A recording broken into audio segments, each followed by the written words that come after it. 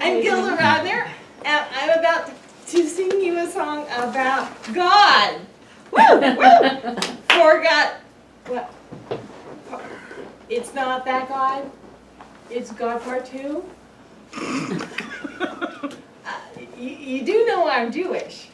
And we don't have a lot of Jesus-ish songs. But I really need this job, so I am prepared for another position after this, just in case this doesn't go really well. So, am I smiling? Because so far, everything's gone wrong. Okay. Mr.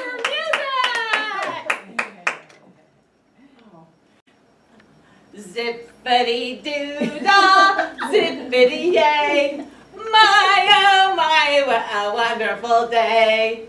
This is the dancing part, but you can't see my feet, so I'll show you now. I have two. Plenty of sunshine spreading my way. Zippity-doo-dah, zippity-yay.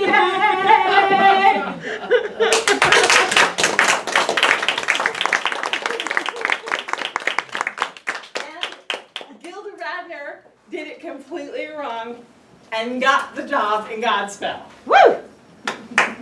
I know! Where's the thingy? Is there a thingy? Oh, yeah! Probably use your remote. We're still doing it wrong! It's such, I hope I get more time. Oh, yeah. I'll continue to dance for you.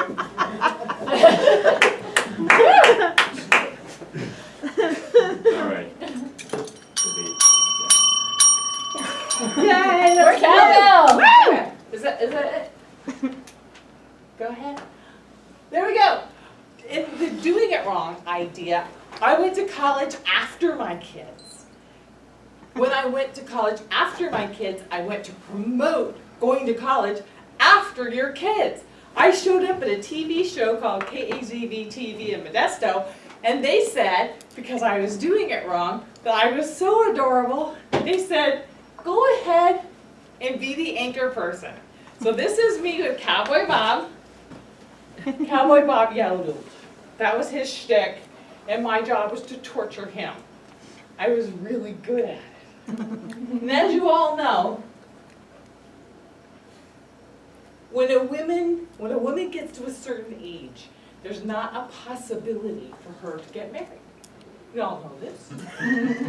We all know this. So when I became a single person because my husband died, I went to grief group. But I went in full cocktail because I always had a date.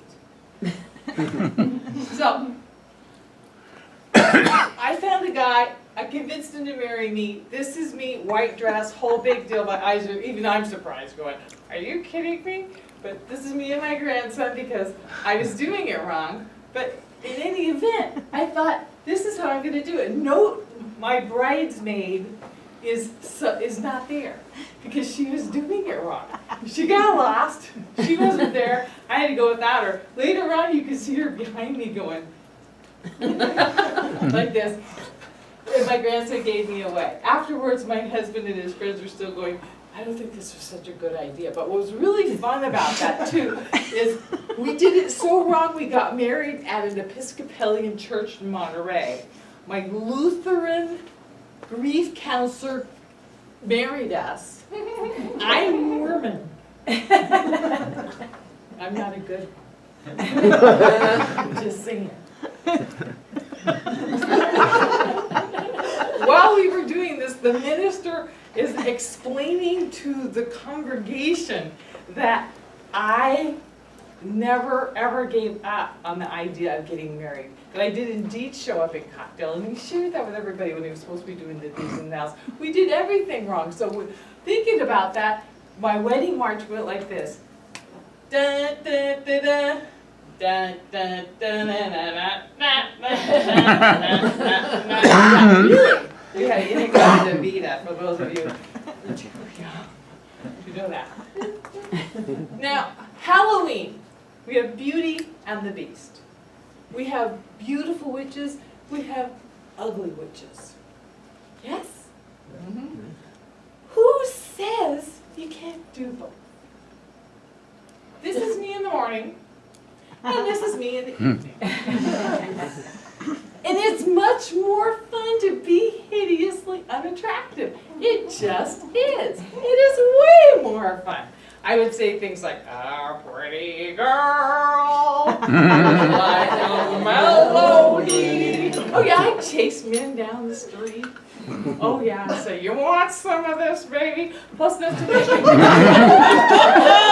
This nose prevented me from having any drinks. So my husband would rack up a little cocktail business, so I was busy putting kids on my lap and we were having a great time. I would say to little children, because they would tell me, I'm not afraid anymore, I'm not scared of you, not scared of you at all, I'm not even a little bit scared of you. And I'd say, that's okay, not a problem, little girl. Here, have one of these. And she'd reach inside. I'd go, gotcha, that's another one. I'd like count them up to like 40. I scared her too, yay. So here's the concept. Just because you cannot do a thing, and you've never ever done it before, goodness gracious, I beg you, I ask you, I encourage you, do it anyway. I can do it. Gilda Radner can do it, and zippity doo dah, you can do it, whatever it is, too.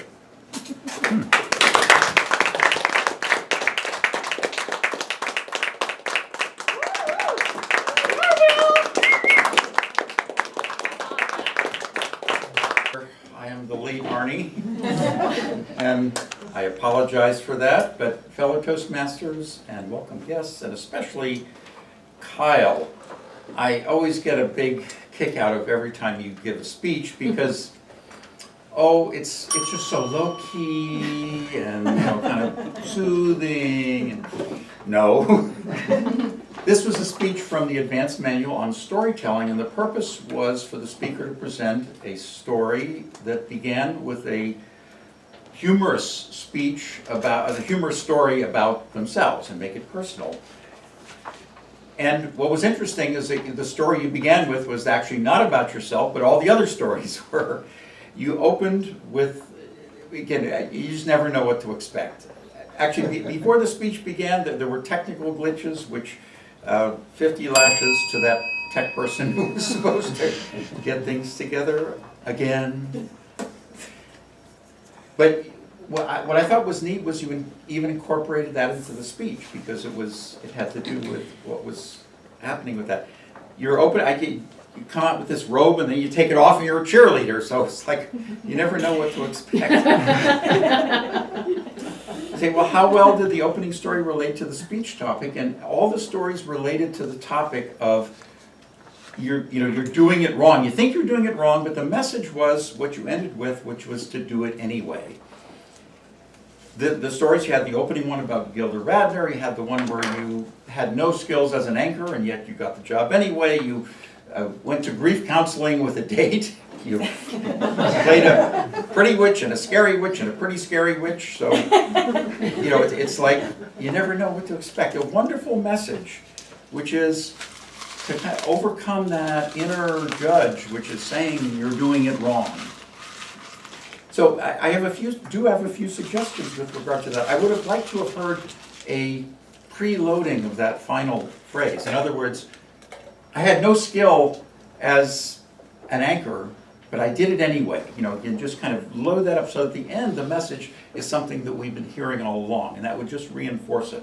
And these are relatively minor things. I would have liked to have heard maybe one fewer story and heard a little bit more about your interior. In other words, when we face something like that, we go, no, I'm doing it wrong, I'm not going to do it right. And you made it sound like you never had any doubt whatsoever. And I find that hard to believe. So again, as a story, you always want to take the hero or heroine and kind of put them in a tough spot. And I think a tougher spot would have made it more impactful to come out. But again, just another stupendous speech from I love the energy, I love the presentation. It's always a delight to hear what you have to say, and I look forward to many, many more. Madam Postmaster.